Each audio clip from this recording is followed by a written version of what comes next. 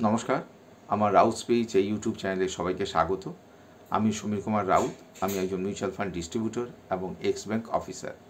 দুদিন আগে প্রকাশিত আমার ভিডিওতে আমি আপনাদেরকে বিভিন্ন প্র্যাকটিক্যাল যুক্তি দিয়ে জানিয়েছি যে ভারতের শেয়ার বাজার ঘুরে গেল বলে বটম পয়েন্টে পৌঁছতে আর বেশি দেরি নেই। ভারত সরকারের বিভিন্ন ফিসক্যাল পলিসি এবং রিজার্ভ ব্যাঙ্ক অফ ইন্ডিয়ার মনিটারি পলিসি কার্যকর হতে শুরু করেছে ভারতের বাজারে।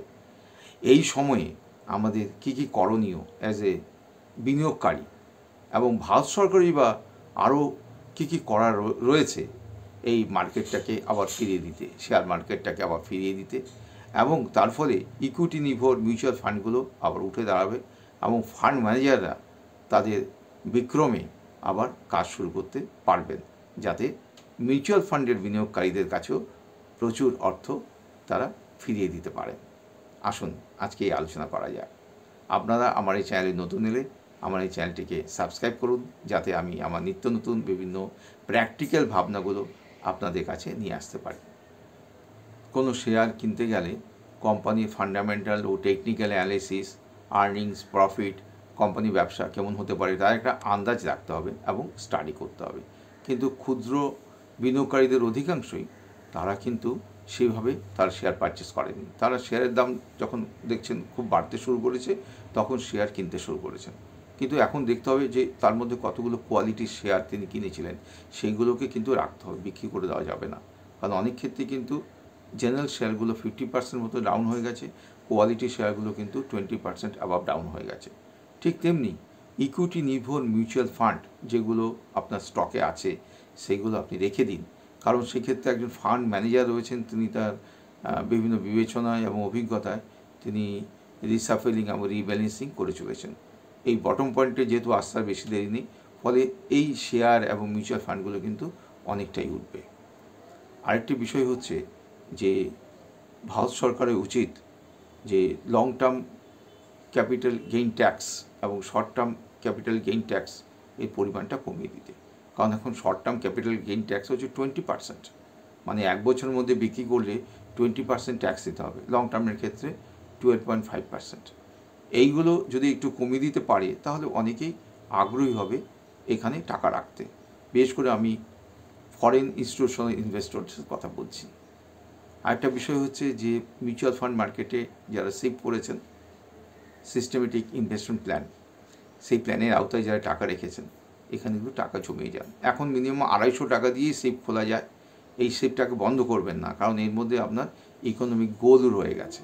ফলে এই বটম পয়েন্টে পৌঁছানোর মধ্যে, মানে আমি শেয়ার বাজারের কথা বলছি, যে শেয়ারগুলোর দাম বটম পয়েন্টে পৌঁছানোর মধ্যে কিন্তু একটা বিরাট সুযোগ রয়েছে এগুলো কেনা।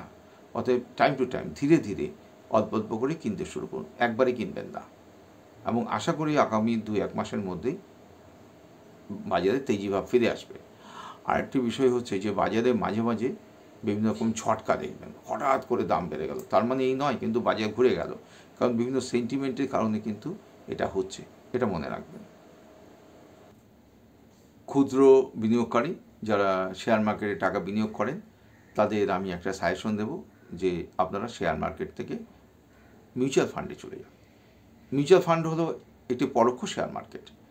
এখানে একজন ফান্ড ম্যানেজার থাকেন, তিনি তার বিভিন্ন ভাবনা চিন্তায় অভিজ্ঞতায় শত শত শেয়ারে বিনিয়োগ করেন, এবং শেয়ারের দাম কমতে শুরু করলে উনি সেগুলোকে রিসাফেলিং করেন, রিব্যালেন্সিং করেন। তার ফলে কিন্তু শেয়ার মার্কেটের তুলনায় মিউচুয়াল ফান্ড কিন্তু কম পড়েছে।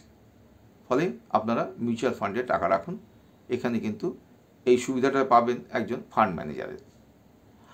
আর আমি রিসেন্টলি একটা স্টাডি করেছি, তাতে এই অভিজ্ঞতায় আপনাদের বলতে পারি যে এখন যেহেতু বটম পয়েন্টে চলে আসছে বিভিন্ন শেয়ারগুলোর দাম, সেক্ষেত্রে আপনারা এখন oil and natural gas, banking এবং পিএসইউ এই 3টে সেক্টরে টাকা রাখতে পারেন।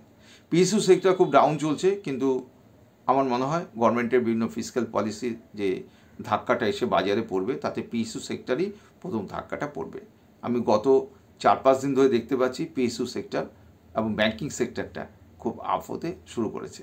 যাই হোক, সেটা হয়তো একটা সেন্টিমেন্টের জন্য হতে পারে, হয়তো বাউন্স করে আসছে, কিন্তু আমার মনে হলো যে আস্তে আস্তে এই 3টি সেক্টর কিন্তু আপনাকে প্রচুর লাভ দেবে। আরেকটি বিষয় হলো, যেহেতু এখন ডাউন মার্কেট চলছে, তাই মিউচুয়াল ফান্ডে আপনার পোর্টফোলিওতে যে ফান্ডগুলো রয়েছে তাতে আপনি ফ্লেক্সি ক্যাপ, মিড ক্যাপ এবং স্মল ক্যাপে চলে যেতে পারেন। ফ্লেক্সি ক্যাপের ক্ষেত্রে ফান্ড ম্যানেজাররা লার্জ ক্যাপ, মিড ক্যাপ এবং স্মল ক্যাপ যে কোনো জায়গায় তারা টাকাটা রাখতে পারেন তাদের চিন্তাভাবনায়। আর স্মল ক্যাপ, মিড ক্যাপের ক্ষেত্রে কিন্তু ভোলাটাইল মার্কেট থাকে সবসময়, ক্ষুদ্র বিভিন্ন কোম্পানিগুলো থাকে। এই ক্ষেত্রে কিন্তু আপনি ভবিষ্যতে বিরাট লাভের প্রত্যাশা করতে পারেন, কারণ ভোলাটাইল মার্কেট বটম পয়েন্ট বিশাল লাভ দেবে ভবিষ্যতে। অতএব এখানে রাখতে পারেন। রিসেন্টলি আমি আর্টিফিশিয়াল ইন্টেলিজেন্সকে কম্পিউটারে জিজ্ঞেস করেছিলাম যে বলো কোথায় টাকা রাখবো, এখন টাকা বাড়তে পারে। আমাকে দেখিয়ে দিল স্মল ক্যাপে টাকা রাখুন। দেখুন চিন্তা করে, এটা হয়তো ঠিক নয় যে আর্টিফিশিয়াল ইন্টেলিজেন্স আমাকে বলছে স্মল ক্যাপে টাকা রাখুন, কিন্তু আমি দেখলাম আর্টিফিশিয়াল ইন্টেলিজেন্সও স্মল ক্যাপে টাকা রাখতে বলছে, কারণ ভোলাটিলিটির জন্য। যে ভোলাটাইল, আপনার রিস্ক অ্যাপেটাইট যদি ঠিকঠাক থাকে, আপনি এখন স্মল ক্যাপে টাকা রাখুন। সেইভাবে আপনি আপনার পোর্টফোলিওটাকে সাজিয়ে নিন। অতএব আর বেশি দিন দূরে নেই যখন মার্কেট, শেয়ার মার্কেট আবার ঘুরে দাঁড়াবে, তার ফলে মিউচুয়াল ফান্ডও আবার কিন্তু ঘুরে দাঁড়ালো বলে। আমার এই চ্যানেলে যদি আপনারা নতুন এসে থাকেন বা চ্যানেলে এখনও পর্যন্ত যদি সাবস্ক্রাইব না করে থাকেন, আপনারা, আমার অনুরোধ থাকবে আপনারা আমার চ্যানেলটিকে সাবস্ক্রাইব করে দিন। যাই হোক, আপনারা ভালো থাকুন এবং সুস্থ থাকুন। আমি পরের ভিডিওতে আরও নতুন একটি অর্থ সংক্রান্ত বার্তা নিয়ে আপনাদের কাছে পৌঁছবো।